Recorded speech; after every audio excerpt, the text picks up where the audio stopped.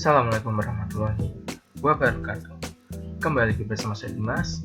Di video kali ini saya akan mengajarkan bagaimana cara meregresi data time series beserta uji asumsi klasik di software pengolah data Stata 13. Di sini saya menggunakan data. Saya buka terlebih dahulu datanya.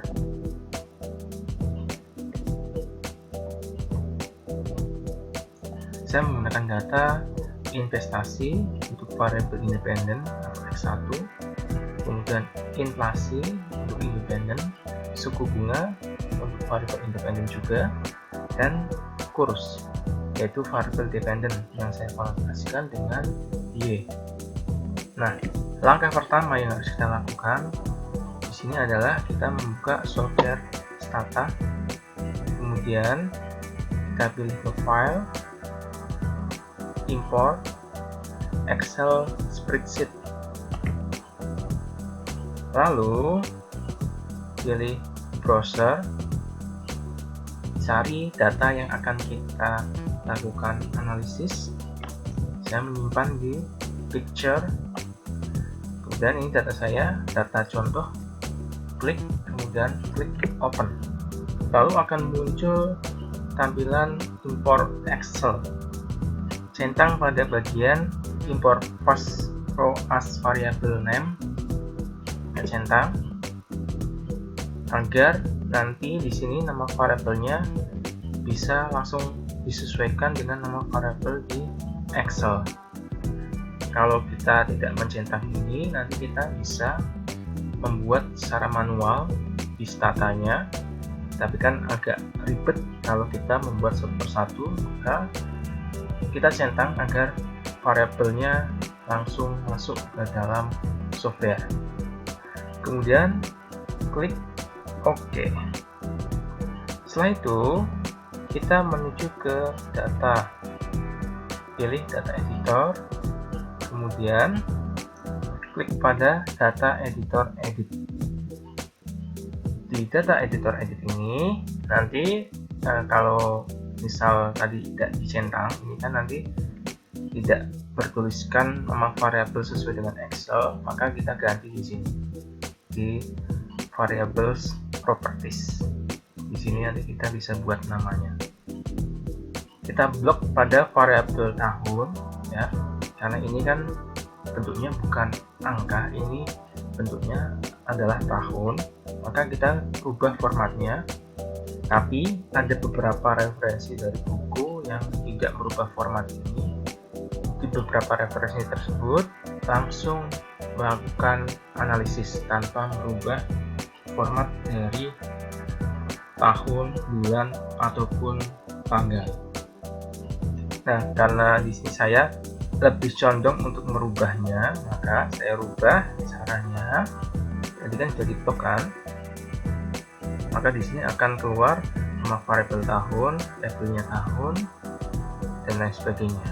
Nah, kalau saya blok di investasi, di sini keluar investasi X1, investasi X1, double, dan lain sebagainya. Blok di tahun, kemudian klik format di pojok sebelah kanan, ini ya, yang titik 3, klik, maka akan muncul tampilan type of data atau grid format. Di sini kita pilih annual karena tahunan, kemudian klik OK. Setelah itu kita akan mencari hasil regresi dari ini ya, dari kurs, investasi, inflasi, dan suku bunga. Tahunnya 1984 sampai 2012.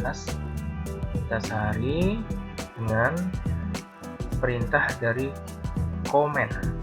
Tuliskan persamaan regresi dengan rumus regres, kemudian klik pada variabel kurs ini ya, di tanda panah, klik. Selanjutnya variabel investasi atau X1, variabel inflasi, dan suku bunga. Jadi seperti ini penulisan rumusnya. Di sini dapat dibaca bahwa kurs dipengaruhi oleh investasi, inflasi, dan suku bunga. Setelah kita memasukkan rumus persamaan regresi, klik enter, maka akan keluar hasil seperti ini. Di sini dapat dilihat bahwa number of observasi atau observasi saya yaitu 29 sampel, ini dari tahun 1984 sampai 2012. Ini ya, saya cek, saya tarik. Nah, 29 sama dengan hasil di data ini ada 29 sampel atau observasi. Nah, di sini kita buat persamaan dari regresinya. Seperti biasa, untuk persamaan regresi rumusnya masih sama, yaitu Y sama dengan A plus beta X1 plus beta X2 plus beta X3 plus E. Y atau kurs sama dengan A plus BX1 N BX2 plus BX3 plus E. Nah, di sini kenapa kok untuk BX2 nya kenapa kok men? Karena ini ya, angka koefisien inflasi X2 itu minus 0,000782. Jadi di sini persamaannya itu minus, sehingga di sini kita masukkan saja rumusnya. Y sama dengan, oh ya, untuk BX1 kan ini ya investasi, BX2 itu inflasi, dan BX3 suku bunga. A-nya berapa? A itu konstanta, nilai dari konstanta di koefisiennya nilainya 1,053714.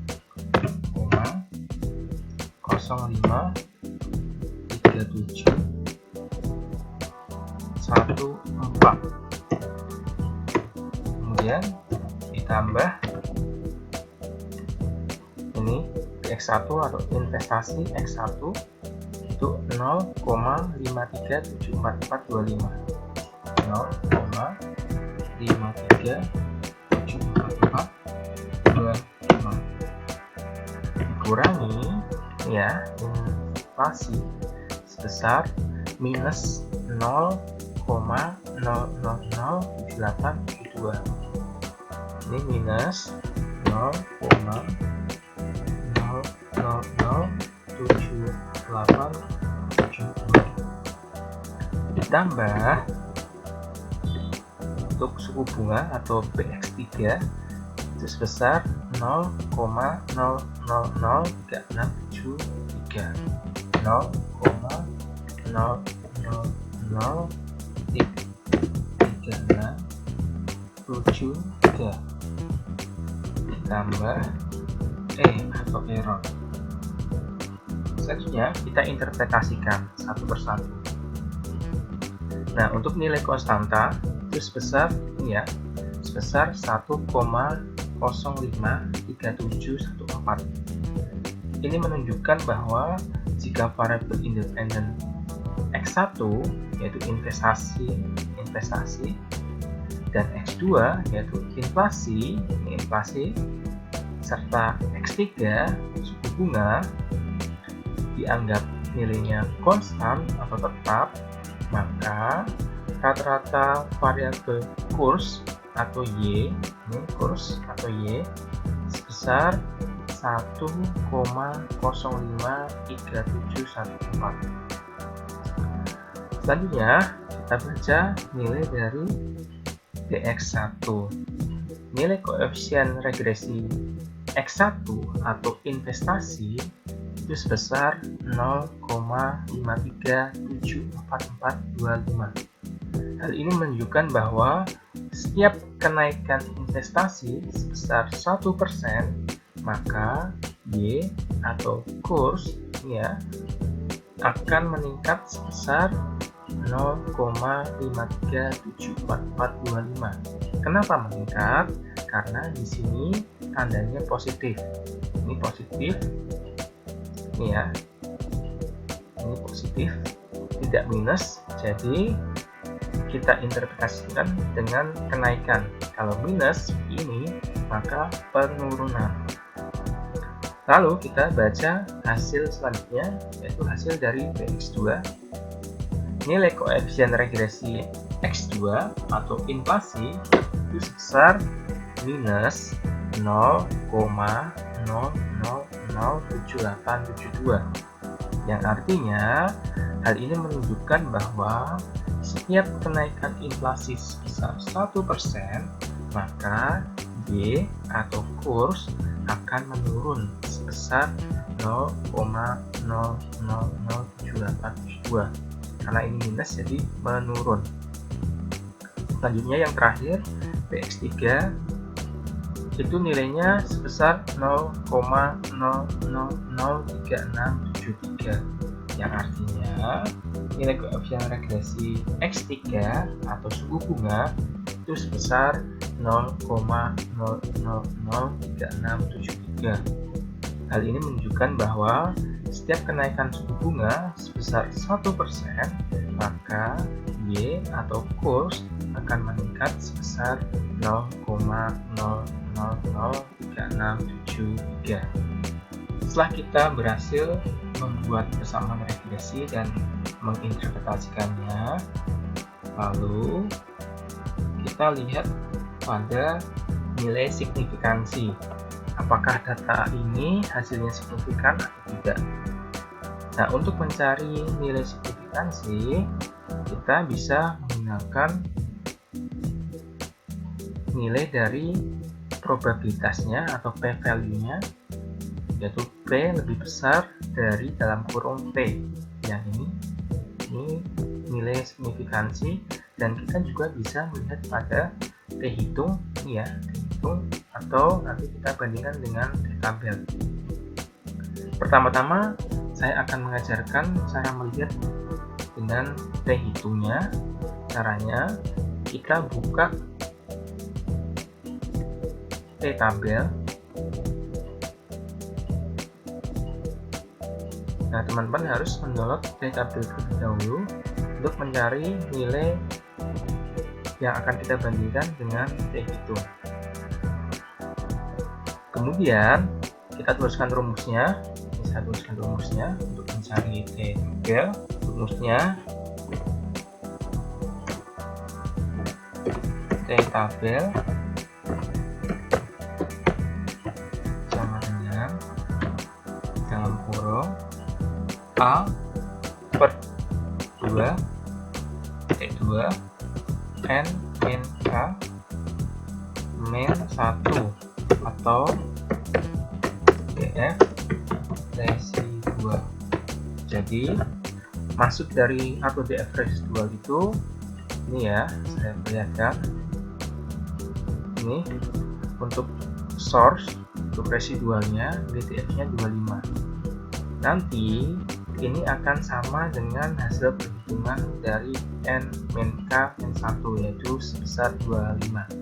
Nah, saya buktikan apakah benar nilainya sebesar 25. Jadi kita masukkan T tabel sama dengan A ini merupakan tingkat signifikansi. Di sini saya menggunakan tingkat signifikansi 0,05 atau 5%. Jadi di sini saya tulis 0,05 dibagi 2 N itu jumlah observasi yang saya teliti atau jumlah sampelnya. Nah, jumlah sampel saya itu ada di sini ya, 29. Jadi saya tulis 29 dikurangi K. K itu jumlah variabel independen jumlah variabel independen saya ada investasi, inflasi, dan suku bunga. Jadi di sini ada 3, 1, 2, 3. Sedangkan untuk kurs ini masuk dalam variabel dependen. Jadi tidak termasuk dalam perhitungan ini. Jadi saya tulis di sini 3 dikurangi 1. Tabel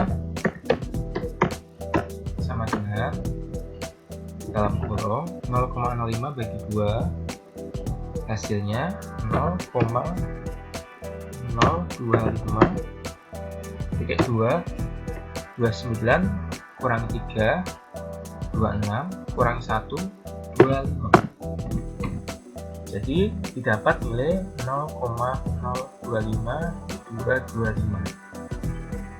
Nah, angka 25 ini sama kan dengan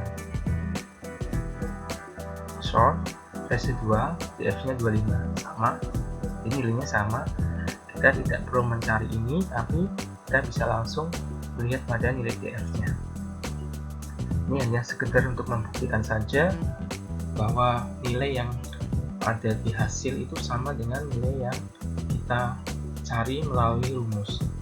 Setelah kita mengetahui nilainya, langkah berikutnya kita cari nilai pada tabel.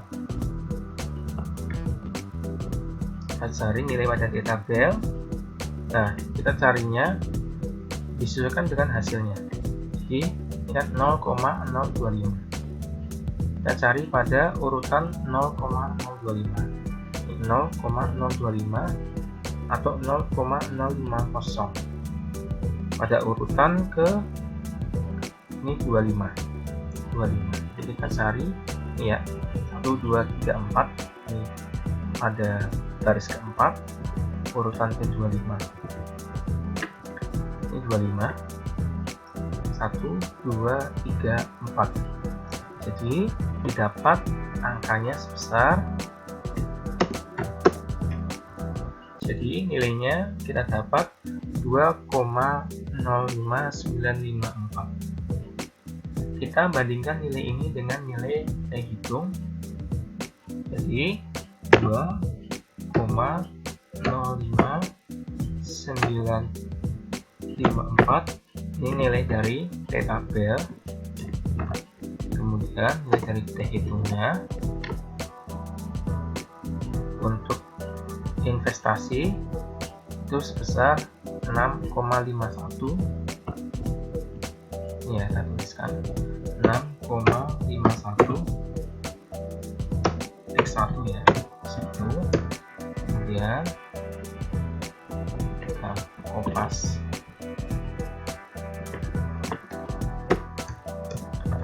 Untuk X2 nya atau inflasi, nilai T hitungnya minus 1,73 X2.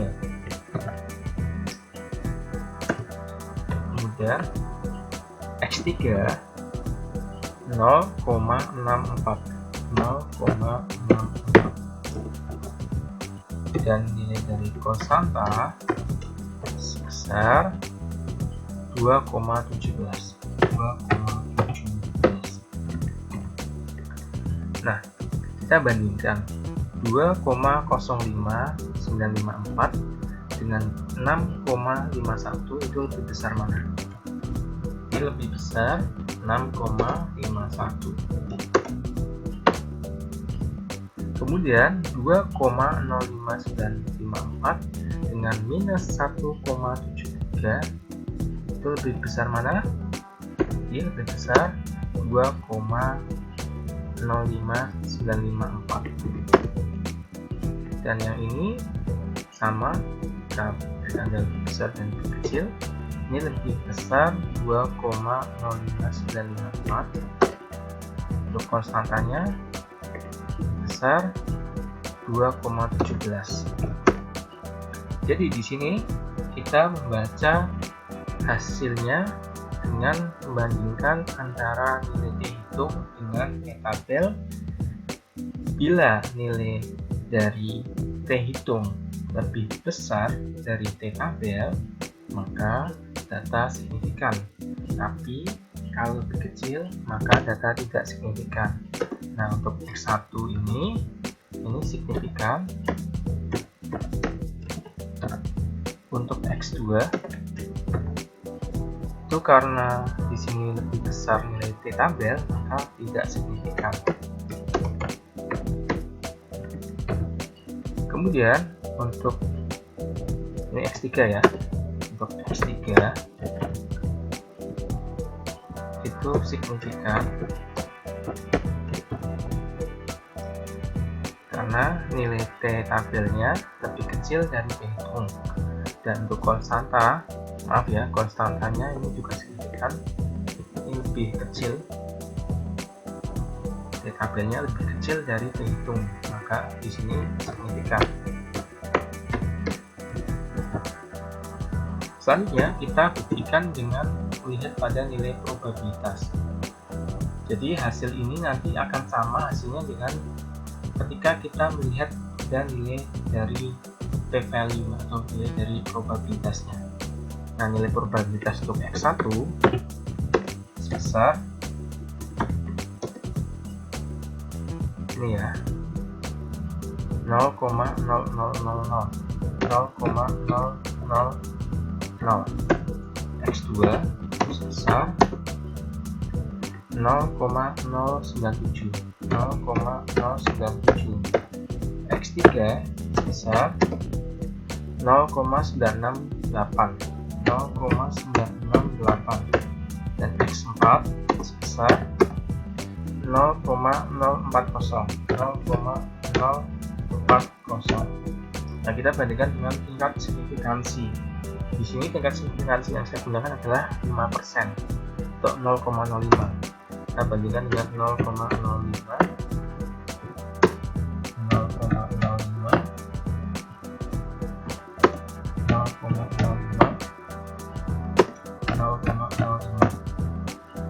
Nah, untuk X1 nilainya 0,0000. Jika kita bandingkan dengan 0,05, artinya angka ini lebih kecil dari 0,05. Kemudian untuk X2 angkanya 0,097, artinya angka ini lebih besar dari 0,05. X3 itu angkanya 0,968, angka ini lebih besar dari 0,05. Dan untuk bukan X4 ini, untuk konstanta untuk C itu sebesar 0,040, angkanya lebih kecil dari 0,05. Oh ya, mohon maaf ada kesalahan ini, saya kurang teliti. Jadi di sini ini kan nilainya 2,05954 dengan 0,64 itu lebih besar nilai dari T tabel dibanding T hitung. Mohon maaf ya, ini saya kurang teliti. Jadi di sini kesimpulannya tidak signifikan. Nah, lalu kita kembali ke nilai probabilitas. Dasar untuk menentukan signifikansi atau tidak, jika nilai dari p-value atau nilai dari probabilitas itu lebih kecil dari tingkat alfa 0,05 atau tingkat alfa yang lain. Jika nilainya lebih kecil, maka data signifikan, tapi jika lebih besar, maka data tidak signifikan. Nah, karena untuk X1 lebih kecil, kesimpulannya data signifikan. Untuk X2 lebih besar, kesimpulannya tidak signifikan. X3 kesimpulannya tidak signifikan karena lebih besar. Dan untuk konstanta kesimpulannya signifikan karena lebih kecil. Nah, ini sama ya, kita lihat ada nilai T hitung dan T tabel itu sama. Untuk X1 signifikan, X2 nya tidak, X3 nya tidak, dan konstantanya signifikan. Sama, X1 signifikan, X2 tidak, X3 tidak, konstantanya signifikan. Nah, selanjutnya setelah kita sudah mampu menginterpretasikan nilai dari signifikansi, selanjutnya kita interpretasikan nilai dari uji statistik F atau uji signifikansi simultan. Di sini yang perlu kita gunakan adalah tabel F atau F tabel. Saya buka terlebih dahulu tabelnya. Oke, selanjutnya kita masuk ke hasilnya dulu. Di sini dapat dilihat bahwa nilai dari F itu sebesar F 3,25 sama dengan 22,86. Bandingkan angka ini dengan nilai dari F tabel. 3 ini merupakan jumlah variabel independen yang saya gunakan, yaitu investasi X1, inflasi X2, dan suku bunga X3. Selanjutnya, 25 ini merupakan jumlah sampel atau observasi yang sudah dikurangi dengan K dan dikurangi dengan 1.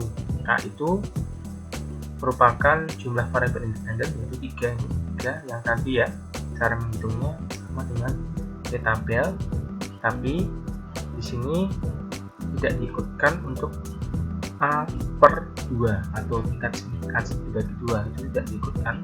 Jadi kita dapat 3,25 sama dengan 22,86. Kita bandingkan dengan nilai dari F hitung. Nilai F hitungnya 22,86. Kita cari di F tabel. Untuk CF penyebut N2 itu ada 25. Ini nanti kita cari pada urutan ke-25. Kemudian DF untuk pembilang N1 ini ada 3 variabel independen, 1, 2, 3, jadi di sini urutan ketiga. Kemudian kita cari ya, ini 25 jumlah observasi atau sampelnya, 1, 2, 3. Kita dapati nilai untuk F tabel sebesar 2,99. 2,99. Artinya di sini nilai dari 22,86 itu lebih besar dari 2,99. Bila nilai lebih besar atau nilai dari F hitung lebih besar dari F tabel, maka kesimpulannya hubungan antar variabel simultan atau ketiga variabel untuk X1 investasi, X2 inflasi, dan X3 suku bunga secara bersama-sama simultan berpengaruh terhadap Y atau kurs. Jadi di sini kita dapati hasil yang simultan.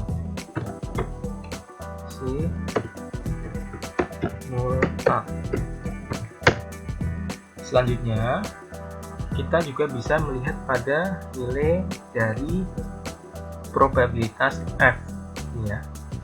Kan nilainya sebesar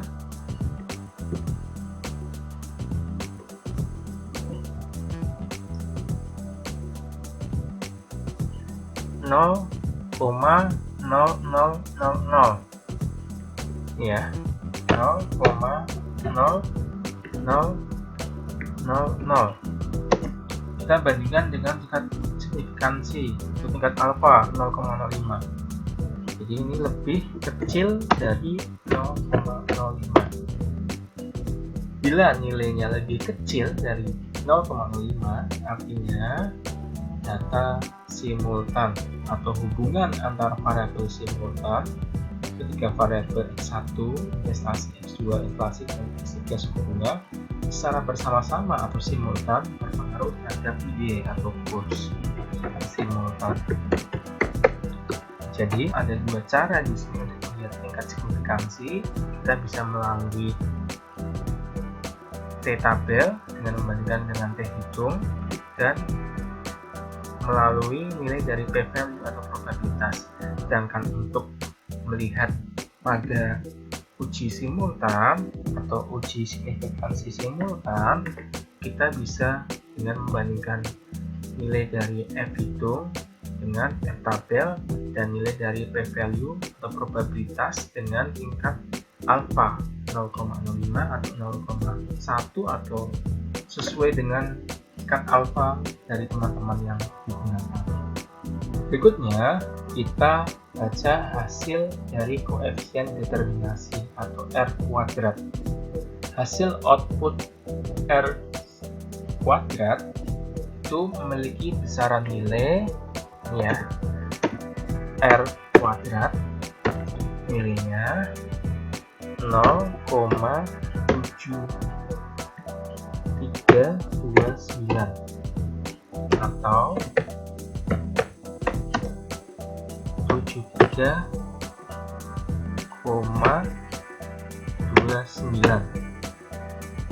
yang artinya variasi tiga variabel independen X1 atau investasi, X2 atau inflasi, dan X3 atau suku bunga mampu menjelaskan sebesar 73,29%. Variasi variabel Y atau kurs sisanya 26,71% dijelaskan oleh variabel lain yang tidak diteliti. Sisanya ini didapat dari 100% dikurangi 73,29% sama dengan 26,71%. Kesimpulannya, model regresi sangat baik karena untuk uji determinasi atau R kuadrat syaratnya harus di atas 50%. Jika di bawah maka model tidak baik.